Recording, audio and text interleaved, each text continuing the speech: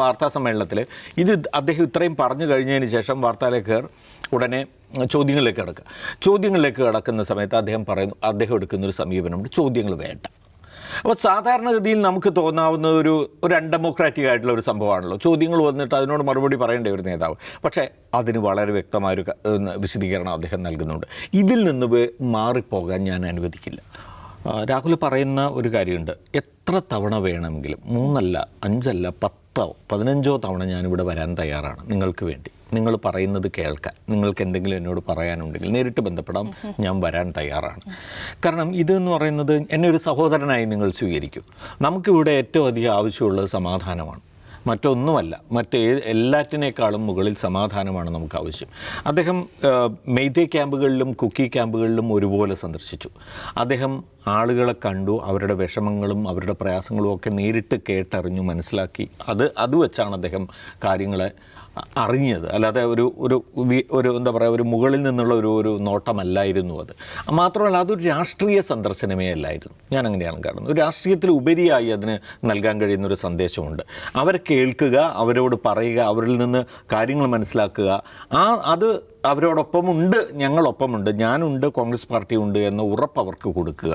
ഇപ്പോൾ രേഷ്മ എന്നെ പറഞ്ഞ പോലെ ഒരു മരണം നടന്ന് വീട്ടിൽ ചെന്ന് നൽകാൻ കഴിയുന്ന അത്രയും ഇമോഷണലായിട്ടുള്ള, അത്രയും വൈകാരികമായ ഒരു അടുപ്പം അവരുമായിട്ട് ചേർത്ത് വയ്ക്കുക. ഇപ്പോൾ തിരഞ്ഞെടുപ്പിൽ 2 സീറ്റിലും കോൺഗ്രസ് ജയിക്കുന്നു എന്നത് മറ്റൊരു വിധത്തിൽ നമ്മൾ കണ്ടാൽ മതി. ഞാൻ പറയുന്നത് ഇതിനൊരു പൊളിറ്റിക്കൽ ആംഗിൾ എന്നതിനേക്കാൾ ഉപരി വളരെ ഒരു ഹ്യൂമൻ ആയിട്ടുള്ള ഒരു ആംഗിളാണ് അതിനുള്ളത്. അത് അദ്ദേഹം വളരെ വ്യക്തമായി തന്നെ അവിടെ അവർക്ക് മനസ്സിലാകുന്ന വിധത്തിൽ തന്നെ അദ്ദേഹം സംസാരിക്കുകയും ചെയ്തിട്ടുണ്ട്. പിന്നെ നമ്മൾ കാണേണ്ട ഒരു കാര്യം, ഇപ്പോൾ ഈ സന്ദർശനം കഴിഞ്ഞിട്ട് അദ്ദേഹം വാർത്താസമ്മേളനത്തിൽ സംസാരിച്ച് അദ്ദേഹം ഒരു കാര്യം അവിടെ പറഞ്ഞു. ഈ പറയുന്ന കാര്യമാണ് പറഞ്ഞത്. ആ പറഞ്ഞതിന് ഏറ്റവും പ്രധാനപ്പെട്ട ഒരു കാര്യം ഞാൻ പറഞ്ഞു, പ്രധാനമന്ത്രി ഇവിടെ സന്ദർശിക്കണം. പ്രധാനമന്ത്രി 1-2 ദിവസം അദ്ദേഹത്തിൻ്റെ ഔദ്യോഗിക മറ്റ് കാര്യങ്ങൾ മാറ്റിവെച്ച് അദ്ദേഹം ഇവിടെ വരണം, ഇവരെ കേൾക്കണം, ഇവരോട് സംസാരിക്കണം, അവർക്ക് കോൺഫിഡൻസ് കൊടുക്കണം. ഇപ്പോൾ എനിക്ക് ചെയ്യാൻ കഴിയുന്നത് ഞാൻ ചെയ്യുന്നു, പ്രധാനമന്ത്രി അത് ചെയ്യണം. മറ്റൊന്നിനും വേണ്ടിയല്ല, അത് ഞാൻ പറഞ്ഞതിൻ്റെ അടിസ്ഥാനത്തിൽ ഇനി പ്രധാനമന്ത്രി വന്നതിൻ്റെ ഭാഗമായി എനിക്കൊരു രാഷ്ട്രീയ നേട്ടം അതുവഴി ഉണ്ടാകട്ടെ എന്ന് കരുതിയോ ഒന്നുമല്ല രാഹുൽ പറയുന്നത് നമുക്ക് വ്യക്തമാണ്. മാത്രമല്ല ഇപ്പോൾ പ്രധാനമന്ത്രി എത്ര നാൾ അവിടെ വരാതിരുന്നു അത്രയധികം അത് പൊളിറ്റിക്കലായി ഉയർത്തിപ്പിടിക്കാൻ രാഹുലിനും പാർട്ടിക്കും കഴിയും. പക്ഷേ അദ്ദേഹം അതല്ല ഉദ്ദേശിക്കുന്നത്. പ്രധാനമന്ത്രി വരണമെന്നുള്ളത് അവിടുത്തെ ജനങ്ങളെ സംബന്ധിച്ചിടത്തോളം വളരെ അത്യാവശ്യമായൊരു കാര്യമാണ് എന്നുള്ളത് കൊണ്ടാണ് അത് ഉയർത്തിപ്പിടുന്നത്. കാരണം വെച്ചാൽ അവർക്ക് ഈ രാജ്യത്തിൻ്റെ ഭാഗമാണ് ഞങ്ങളും ഇന്ത്യയിലെ ജനങ്ങളാണ് എന്നൊരു അനുഭവം, അതൊന്ന് റീഎസ്റ്റാബ്ലിഷ് ചെയ്യുക, റീഎഷ്യൂർ ചെയ്യുക എന്നുള്ള ഒരവസ്ഥയിൽ നിൽക്കുന്ന ആൾക്കാരാണ്. ഇന്ത്യയിൽ മറ്റെവിടെയും ഇല്ലാത്ത തരത്തിലുള്ള ഡിവൈഡഡ് ഇൻറ്റു 2 എന്ന് പറയാവുന്ന തരത്തിലുള്ളൊരു സംസ്ഥാനമായി നിൽക്കുകയാണ്. അപ്പോൾ രാഹുൽ പറയുന്നത് അതാണ്, ഇവിടേക്ക് വന്നേ കഴിയൂ. ഇവിടെ ഈ പറയുന്ന ട്രാജഡി ഇല്ലെങ്കിലും പ്രധാനമന്ത്രി വരേണ്ടതാണ്, ഇനി ഉള്ളപ്പോൾ തീർച്ചയായും വന്നേ പറ്റൂ. അതൊരു പ്രധാനപ്പെട്ട കാര്യമാണ്. അങ്ങനെ പറയാൻ ഓപ്പോസിഷൻ ലീഡറെ കൊണ്ട് പ്രതിപക്ഷ നേതാവ് എന്ന നിലയിൽ അദ്ദേഹത്തിന് അവിടെ പോയി കഴിഞ്ഞ് അത് പറയുന്നതിലൂടെ അദ്ദേഹം രാജ്യത്തിനാകെ കൊടുക്കുന്ന ഒരു സന്ദേശമുണ്ട് എന്നുള്ളതാണ് ഒന്ന്. രണ്ടാമത്തെ കാര്യം എന്ന് വെച്ചാൽ ആ വാർത്താ സമ്മേളനത്തിൽ അദ്ദേഹം ഇത്രയും പറഞ്ഞു കഴിഞ്ഞതിന് ശേഷം വാർത്താലേഖകർ ഉടനെ ചോദ്യങ്ങളിലേക്ക് കടക്കുന്ന സമയത്ത് അദ്ദേഹം എടുക്കുന്നൊരു സമീപനമുണ്ട്, ചോദ്യങ്ങൾ വേണ്ട.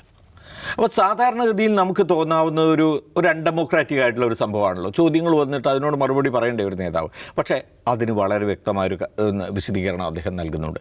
ഇതിൽ നിന്ന് മാറിപ്പോകാൻ ഞാൻ അനുവദിക്കില്ല. ഞാൻ ഈ പറഞ്ഞ കാര്യവും ഇതിൽ നിന്ന് ബന്ധപ്പെട്ടതുമായ കാര്യങ്ങളല്ലാതെ മറ്റൊന്നും എനിക്കിതിൽ നിന്ന് അങ്ങോട്ട് പറയാനില്ല. നിങ്ങൾ ഇതിൽ നിന്ന് ശ്രദ്ധ മാറ്റി മറ്റേതെങ്കിലും തരത്തിലേക്ക് കൊണ്ടുപോകാവുന്ന ഒരു ചോദ്യത്തിനും ഞാൻ മറുപടി പറയില്ല, എൻ്റെ കയ്യിൽ നിന്ന് അത് പ്രതീക്ഷിക്കേണ്ട എന്ന് വളരെ കൃത്യമായി അദ്ദേഹം പറയുകയാണ്. ആ വാർത്താ സമ്മേളനം അവിടെ അവസാനിക്കുകയും ചെയ്യുകയാണ്. അപ്പോൾ നമ്മളിപ്പോൾ എല്ലാ തരത്തിലും മീഡിയ എന്ന് പറയുന്നത് ഒരു ജനാധിപത്യത്തിലെ ഏറ്റവും പ്രധാനപ്പെട്ട സംഗതിയാണ് എന്നൊക്കെ നമ്മൾ പറയുമെങ്കിലും ഈ ചോദ്യങ്ങൾ വഴി അവിടെ നിന്ന് സൃഷ്ടിക്കപ്പെടാവുന്ന വാർത്ത മറ്റെന്തെങ്കിലും ഒന്നായിക്കഴിഞ്ഞാൽ അത് തൻ്റെ ആ യാത്രയുടെ ഉദ്ദേശത്തെ ഇല്ലാതാക്കും എന്നതാണ് അദ്ദേഹം മനസ്സിലാക്കിയിട്ടുള്ളൊരു കാര്യം. സ്വാഭാവികമാണ്, നമ്മളത് പ്രതീക്ഷിക്കേണ്ടതുമാണ്. അപ്പോൾ അതുകൊണ്ടാണ് വളരെ കൃത്യമായി തന്നെ അങ്ങനെ ഒരു നിലപാടെടുക്കുകയും ഞാൻ ഇവിടുത്തെ ജനങ്ങൾക്കൊപ്പം ഇരിക്കാനും അവർക്ക് പറയാനുള്ളത് കേൾക്കാനും അവരുടെ കണ്ണീരൊപ്പാനും വേണ്ടി വന്നതാണ്. എനിക്കിപ്പോൾ ഇത്രേ പറയാനുള്ളൂ, നിങ്ങൾ അത് റിപ്പോർട്ട് ചെയ്യുക എന്ന അർത്ഥത്തിൽ തന്നെയാണ് അദ്ദേഹം അവിടുന്ന് പിന്മടക്കിയത്. അപ്പം ഞാൻ പറയുന്നത് ഇതൊക്കെ ഒരു പുതിയ അജിംസ് പറഞ്ഞ കാര്യം ശരിയാണെന്ന് എനിക്കും തോന്നാറുണ്ട്. ഇപ്പോൾ ഒരു ഷാഡോ പ്രൈം മിനിസ്റ്റർ എന്ന് നമ്മൾ അദ്ദേഹത്തെ വിശേഷിപ്പിക്കുന്നതിൽ അല്ലെങ്കിൽ ഇനിയുള്ള കാലത്ത് അദ്ദേഹം അങ്ങനെയായി തന്നെ പ്രവർത്തിക്കുമെന്നാണ് നമുക്ക് ഇപ്പോൾ ഈ മണിപ്പൂർ വിഷയം തന്നെ പാർലമെൻറ്റിൽ ഉന്നയിച്ച സന്ദർഭം നമുക്കറിയാലോ. അപ്പോൾ അതുകൊണ്ട് ഇതൊക്കെ നമുക്ക് നൽകുന്ന ഒരു പ്രതീക്ഷ എന്ന് പറയുന്നത് ഈ സർക്കാർ പ്രവർത്തിക്കുന്നതിനൊപ്പം തന്നെ ആ സർക്കാരിനെ തിരുത്തിക്കൊണ്ട് പ്രതിപക്ഷം ഇവിടെ ഉണ്ടാകും എന്നതിൻ്റെ സൂചനകൾ രാഹുലിൻ്റെ പ്രവർത്തികൾ തരുന്നു എന്നത്.